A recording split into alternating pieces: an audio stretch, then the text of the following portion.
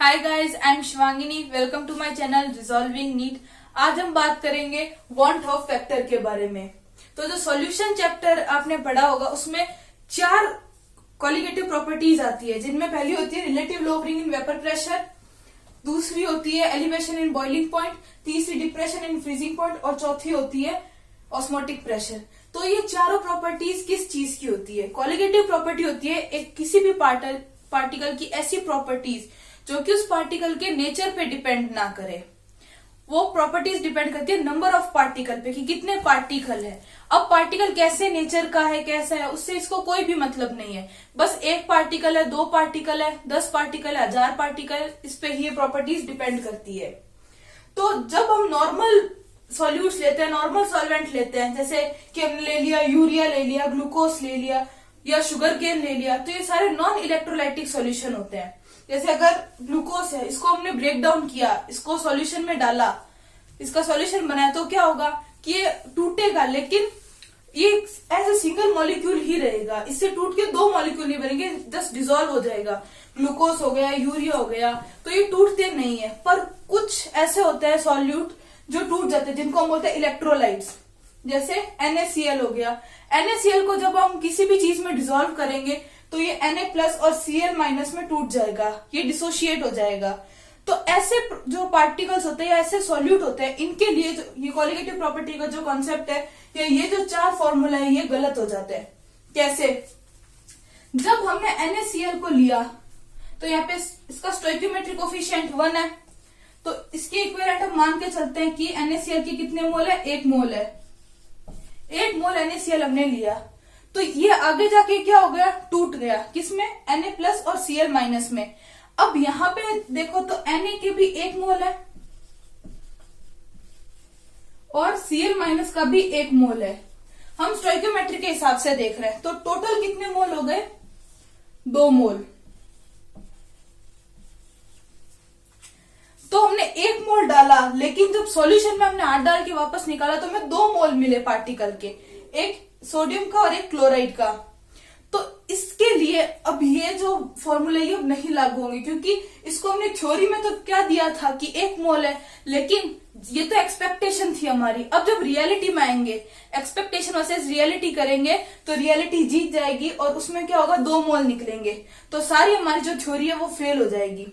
वैसे ही MgCl2, अब इसका भी हमने 1 मोल लिया, लेकिन जब हम निकालेंगे तो 3 मोल निकलेंगे, 1 मोल Mg का और 2 मोल Cl के, तो टोटल 3 मोल निकलेंगे। तो यहाँ पे जो ऑब्जर्व क्वालिटेटिव प्रॉपर्टी है, यानी जो एक्चुअल में आएगी, एक्सपेरिमेंटल वैल्यू है, वो थ्योरेटिकल वैल्यू यानी कैलकुलेटेड के बराबर नहीं आएगी। जितना हमने पहले कैलकुलेट किया था वो रिजल्ट हमें नहीं मिलेगा। तो अब कितना मिलेगा, क्या मिलेगा, वो पता चलता है इस वांट ऑफ फैक्टर से। तो ये जो वांट ऑफ फैक्टर या आई है, ये हमें क्या बताता है कि जैसे हम पहले हमने बात की कि ऑब्जर्व्ड क्वालिटेटिव प्रॉपर्टी और कैलकुलेटेड क्वालिटेटिव प्रॉपर्टी ये दोनों अनइक्वल होंगी। तो अब या तो ऑब्जर्व ज्यादा हो सकती है या कैलकुलेटेड ज्यादा हो सकती है। तो ये दोनों आपस में कितनी गुना कम या ज्यादा होगी वो हमें पता चलता है आई से, कि ये कितनी ज्यादा होगी ऑब्जर्व्ड CP या कितनी कम होगी, वो हमें आई बताता है। तो इसका फॉर्मूला क्या है? Total number of moles of particle after association या डिसोसिएशन। यानी जब हमने पार्टिकल को सॉल्यूशन में डाला तो जरूरी नहीं कि वो टूटे ही, वो एसोसिएट भी हो सकता है। हो सकता है हमने 2 पार्टिकल डाले वो जुड़ के 1 हो जाए, 3 डाले वो जुड़ के 1 हो जाए। तो हमेशा डिसोसिएशन में जरूरी नहीं है, कई बार पार्टिकल जुड़ भी जाते हैं।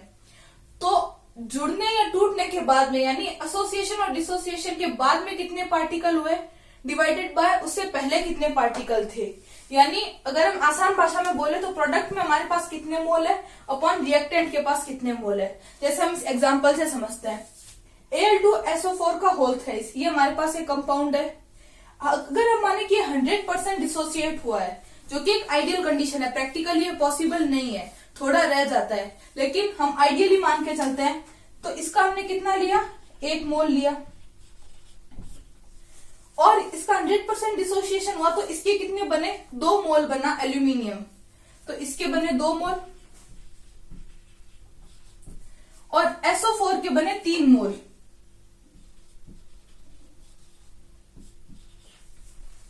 तो हमने जब रिएक्टेंट में देखा तो एक ही है, इधर साइड रिएक्टेंट साइड में तो 1 मोल है, लेकिन प्रोडक्ट साइड में कितने 5 मोल है। तो आई कितना आ जाएगा आफ्टर डिसोसिएशन 3 + 2 और बिफोर डिसोसिएशन 1 यानी 5। तो आई की वैल्यू हो जाएगी हमारे पास 5। ये ऐसे हम किसी भी डिसोसिएशन वाला एग्जांपल देखेंगे तो उसमें आई हमेशा ज्यादा ही आएगा। डिसोसिएशन के केस में आई हमेशा 1 से ज्यादा होगा। क्यों? क्योंकि पार्टिकल टूट रहा है। टूटने का मतलब अब उसके साइज में, शेप में कैसा है उससे कोई मतलब नहीं है। मैंने पहले ही बताया नंबर ऑफ पार्टिकल पे डिपेंड करता है। तो साइज में छोटा है, बड़ा है, कैसा भी है, पर यहाँ पे 5 मोल मिल गए और यहाँ पे 1 मोल था। तो हमेशा जब भी कोई चीज टूटेगी तो उसकी अमाउंट तो बढ़ेगी ना। तो वैसे ही इसमें हमेशा आई की वैल्यू 1 से ज्यादा आएगी, यानी इसमें जो ऑब्जर्व्ड कॉलिगेटिव प्रॉपर्टी होगी वो हमेशा ग्रेटर देन होगी कैलकुलेटेड कॉलिगेटिव प्रॉपर्टी से। यहां हमने माना 100% डिसोसिएशन। अगर ये तो है आइडियल कंडीशन, प्रैक्टिकली हम बात करें तो 100% नहीं होता। तो वहां पे क्या आ जाता है, एक फैक्टर आ जाता है अल्फा, यानी डिग्री ऑफ डिसोसिएशन, यानी 1 मोल में से कितना डिसोशिएट हुआ है। 1 मोल अगर हमने सब्सटेंस लिया तो उसमें से कितना डिसोशिएट हुआ है ये हमें बताता है अल्फा। कैसे? अब जैसे इसी एग्जांपल में हम मानते हैं कि अगर ये 100% डिसोसिएशन नहीं होता, ठीक है, अगर पहले के मानते हैं बिफोर या शुरुआत में हम बोल दें तो यहां पे इसका 1 मोल है और इन दोनों के 0-0 मोल है। ये अभी तक बने ही नहीं है क्योंकि ये अपनी सेम कंडीशन में डिसोसिएट हुआ ही नहीं। अब हम मानते हैं इक्विलिब्रियम पे, इस कंडीशन में ये रिवर्सिबल रिएक्शन होगी। तो इक्विलिब्रियम की कंडीशन में क्यों मान रहे हैं? क्योंकि इस टाइम तक जितना कट पिटना था, जितना डिसोशिएट होना था उतना हो जाएगा। तो मानते हैं कि इस कंडीशन में 1 में से अल्फा मोल निकले, ये अल्फा मोल कम हुआ तो इसके कितने बनेंगे? अगर इसका 1 मोल जैसे पहले कंडीशन में देखा 100% वाली में, इसके 1 मोल से एल्यूमिनियम के 2 मोल बन रहे थे तो इसमें अल्फा कम हुआ तो यहाँ पे बनेगा 2 अल्फा। और जब इसका 1 मोल पूरा डिसोशिएट हो रहा था तो SO4 के कितने बन रहे थे? 3 मोल। तो अल्फा से कितना बनेगा? 3 अल्फा। तो ये हमारी बिफोर की कंडीशन है और ये आफ्टर। तो जब बिफोर आफ्टर करेंगे यानी आई निकालेंगे तो आई में क्या था? Total number of moles of particle after dissociation. तो आफ्टर डिसोसिएशन कितना है? इधर है 1 माइनस अल्फा। अब पहले हमने इस साइड के लिए नहीं थे, रिएक्टेंट साइड के, क्योंकि उसमें 100% डिसोसिएशन था, पूरा ही डिसोशिएट हो रहा था। लेकिन अभी इसमें थोड़ा सा बचा है तो हम इसको भी काउंट करेंगे। +2 अल्फा +3 अल्फा अपॉन में आ जाएगा इसके 1, 4 अल्फा अपॉन 1। तो ये आ जाएगा जब अल्फा मोल डिसोशिएट हुआ है। अब अगर हमें क्रॉस चेक करना है तो हम पहले वाला केस भी देख सकते हैं, जब 100% डिसोशिएशन हुआ। जब 100% डिसोसिएशन होगा तो अल्फा की वैल्यू कितनी आ जाएगी? उस केस में अल्फा हो जाएगा 1। तो यहाँ पे देखो 1 + 4 यानी 5/1। और जब हमने पहला केस लिया 100% वाला यानी अल्फा बराबर 1 वाला तो भी हमारे पास यही आई थी आई की वैल्यू। और अभी इस केस में आई की वैल्यू आ रही है 1 + 4 अल्फा। तो इस तरीके से हम वापस क्रॉस चेक भी कर सकते हैं। ये हो गया डिसोसिएशन का केस। अब हम बात करेंगे एसोसिएशन की। अब हम बात करते हैं एसोसिएशन की। एसोसिएशन में क्या होगा? जैसे अब ये रहा एसिड है, ये इसके 2 मॉलिक्यूल जब हमने डाले 100% एसोसिएशन मान रहे हम। बेंजीन में जब इसकी रिएक्शन करवाएंगे तो ये दोनों आपस में चिपक जाएंगे, आपस में जुड़ जाएंगे। किसके थ्रू? हाइड्रोजन बॉन्डिंग के थ्रू। ये और ये दोनों हाइड्रोजन बॉन्ड होंगे और ये दोनों आपस में चिपक जाएंगे, एसोसिएट हो जाएंगे। तो डाले तो हमने 2 मॉलिक्यूल थे लेकिन वापस मिल क्या रहा है? 1 मॉलिक्यूल। तो बिफोर एसोसिएशन कितने थे? 2 मोल और आफ्टर एसोसिएशन कितना मिल रहा है, 1 मोल। तो आई की वैल्यू आ जाएगी 1/2। ये जैसे पहले हमने बात की थी डिसोसिएशन में, सेम वैसे ही हमने अभी 100% माना है, लेकिन 100% एक आइडियल कंडीशन है, ऐसा प्रैक्टिकली पॉसिबल नहीं है। तो उसके लिए क्या आ जाता है, डिग्री ऑफ एसोसिएशन। अब इसको अल्फा बीटा गामा कुछ भी बोल सकते हैं, लेट्स हम इसको बीटा बोलते हैं। तो उस कंडीशन में क्या होगा,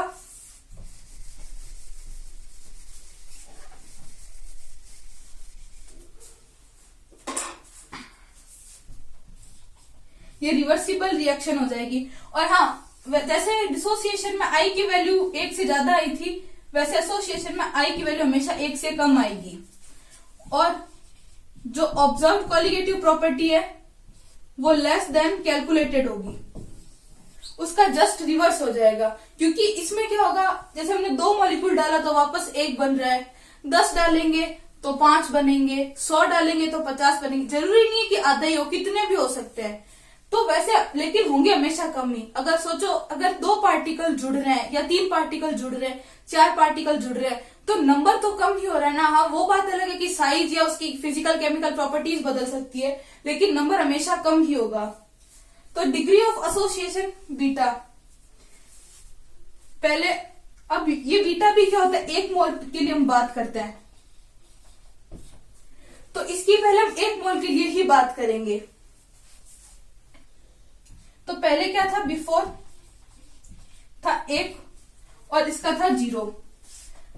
इक्विलिब्रियम पे क्या होगा, इसमें 1 में से गया बीटा, तो ये देखो 2 मॉलिक्यूल जब इसके लिए तो ये 1 बन रहा था, तो इसकी हमने क्या कर दी, क्वांटिटी हाफ कर दी, 2 से इसको 1 पे ले आए, तो ये भी 1 मॉलिक्यूल नहीं बनेगा, ये आधा मॉलिक्यूल बनेगा। तो ये कितना बनेगा, हाफ अल्फा बनेगा ये। अब आई की वैल्यू हम कैसे कैलकुलेट करेंगे, वैसे ही 1 माइनस बीटा, सॉरी यहाँ पे अल्फा नहीं बीटा आएगा, प्लस हाफ बीटा अपॉन 1।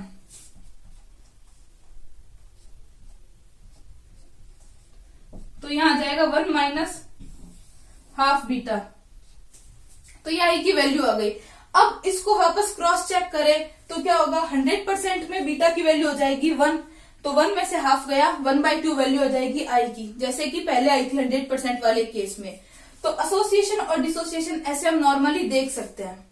अब हम बात करेंगे आई के एक और फॉर्मूला की। दूसरा फॉर्मूला तो क्या, ये बस वही जो हमने अभी तक पढ़ा उसका ही एक फॉर्मेट है। कैसे, आई बराबर observe colligative property upon calculated colligative property. अब ये क्या बात हुई, जितनी ऑब्जर्व है उसके अपॉन कैलकुलेटेड कर दो, तो उससे क्या होगा, हमें आई मिल जाएगा।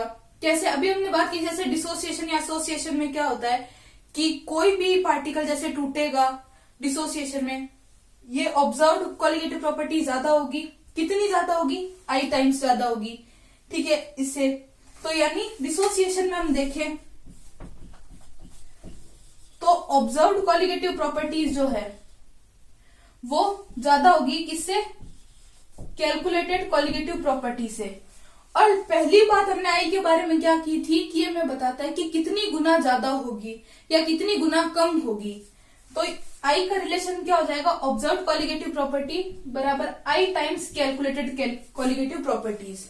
तो इससे ये फॉर्मूला आता है। अब वैसे एसोसिएशन के लिए देख लो तो ये कम होगी, आई टाइम्स कम होगी, तो ये अपॉन में चला जाएगा इसके। तो उस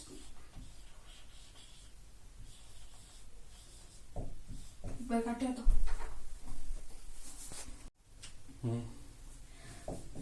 तो एसोसिएशन के लिए क्या हो जाएगा, ऑब्जर्व्ड कॉलिगेटिव प्रॉपर्टीज बराबर calculated colligative properties divided by i, यानी आई टाइम्स कम हो रही है ये और इसमें आई टाइम्स बढ़ जाएगी डिसोसिएशन में।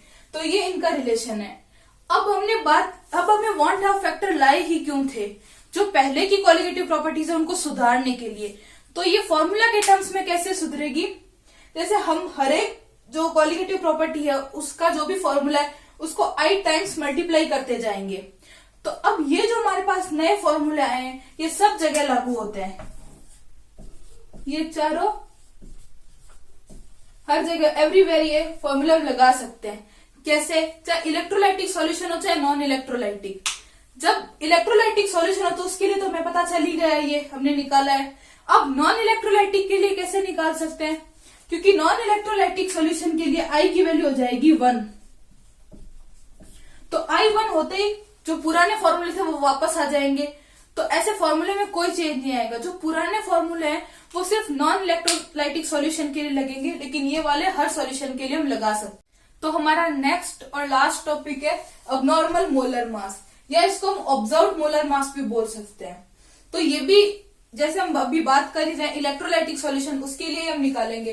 तो पहला हम बात करते हैं जब मॉलिक्यूल एसोसिएट हो, जैसे ये एसिड का मॉलिक्यूल है, हम माने 100% एसोसिएशन में ये एक मॉलिक्यूल बन गया, तो इसका नॉर्मल मोलर मास होता है 60। लेकिन जब ये सॉल्यूशन में गया तो अब इसका मोलर मास कितना हो गया? 120। तो ये 120 जो है ये है अबनॉर्मल मास। अबनॉर्मल बोल दो इसको या ऑब्जर्व्ड मास बोल दो, तो ये है। वैसे ही डिसोसिएशन के केस में देखें तो NaCl का मास क्या होता है? 58.5। लेकिन जब ये टूट गया, यहाँ पे भी 100% डिसोसिएशन हुआ है, जब ये टूटा Na+ और Cl- में, तो इसके मास क्या हो गए? 29.25 के 2 टुकड़े हो गए। अब हमने ऐसा क्यों किया? जबकि Cl कंपैरेटिवली हैवी होता है और सोडियम लाइट होता है। तो ये इसलिए किया क्योंकि हमने 1 से 2 पार्टिकल तोड़े। अभी हम बात कर रहे थे कॉलिगेटिव प्रॉपर्टी की, तो वो नेचर पे डिपेंड ही नहीं करती, उसको नंबर से मतलब है। तो जैसे ही ये नंबर ऑफ पार्टिकल हाफ हुए तो हमें मास को भी जस्ट आधा कर देना है। जैसे अगर कोई भी चीज है वो, अगर कोई भी कंपाउंड 3 टुकड़ों में टूटे तो उसके इक्वल मास के इक्वल 3 हिस्से करने हैं हमें। तो अब यहाँ पे क्या होगा कि आई जो है वो क्या आएगी? एक सेकंड। तो अब इस केस में हम आई कैसे निकालेंगे? तो उसका फॉर्मूला है normal molar mass upon abnormal या ऑब्जर्व्ड मोलर मास। तो पहले इस केस में देखते हैं, इसका नॉर्मल मोलर मास क्या है? 60 और अबनॉर्मल कितना है? 120। तो यहाँ पे आई की वैल्यू आ जाएगी 1/2। तो हमने पिछले फॉर्मूले से आई की वैल्यू इस सेम कंपाउंड के लिए निकाली थी, तो 1/2 आई थी। तो यहाँ पे भी 1/2 आ रही, यानी ये भी आई का एक और फॉर्मूला है। वैसे ही NaCl की बात करेंगे तो इसका नॉर्मल है मास 58.5 और अबनॉर्मल में हम कोई भी एक मास लेंगे, दोनों नहीं लेंगे, कोई भी एक। तो यहाँ पे आई की वैल्यू आ जाएगी 2, जो कि पहले भी आई थी। तो आई के हमने 3 फॉर्मूले देखे, उसको जल्दी से एक बार रिवाइज कर लेते हैं। तो आई के तीनों फॉर्मूले क्या है? पहला फॉर्मूला है total number of mole of particle after association या dissociation upon total number of mole of particle before association या डिसोसिएशन। ये पहला फॉर्मूला है। दूसरा क्या हो गया? Observe colligative property upon calculated colligative property. और थर्ड फॉर्मूला हो गया मोलर मास की टर्म्स में normal molar mass upon abnormal, या जिसको हम बोल सकते हैं ऑब्जर्व्ड मोलर मास। तो ये आई के 3 फॉर्मूले हैं। अगर आपको हमारा वीडियो पसंद आया तो वीडियो को लाइक करें, चैनल को सब्सक्राइब करें। Thank you for watching. जय हिंद, जय भारत।